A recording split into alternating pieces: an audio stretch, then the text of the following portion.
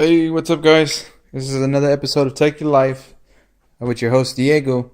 So I'm here going to be trying to mount these bad boys. There's two of them there, and I got my wire already ran down here from when I pre-wired this house.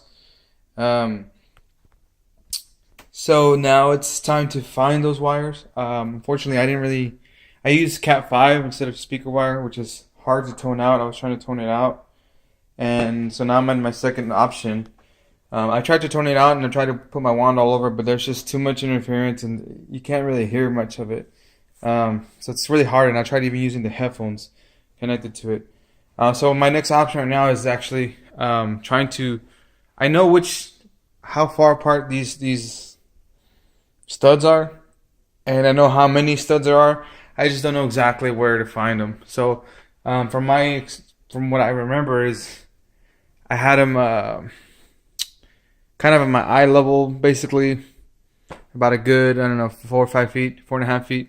So what I did right now is, you see those little black markings? That's tape right there. I used a magnet, a rare earth magnet here. So basically, if I know kind of exactly or a good amount of how far it is from here, I'm gonna basically go like this to the magnet, and just gonna be going, swiping around until finally it catches on. So it'll catch on about a good, maybe 2-3 millimeters away, and you'll feel the tension coming in. So as soon as I let it go, it'll pop in there. So if I see them here, that means that there's a stud there, because that's where they put the drywall at. And the same thing over here. So this gives me a good idea of where to cut with my saw, because I don't want to cut too much this way or too much inside. Basically, I need to cut exactly, or at least have a good idea of where to cut. So this gives me a good it's a good size too, because I just got the 75-inch, and I think I'm barely gonna make it. Maybe I'll have maybe a couple inches to spare on the sides, but other than that, I mean, it's a pretty tight fit, But hopefully this kind of helps y'all out with the whole trying to find the studs. One way I didn't mention is so I know there's a stud.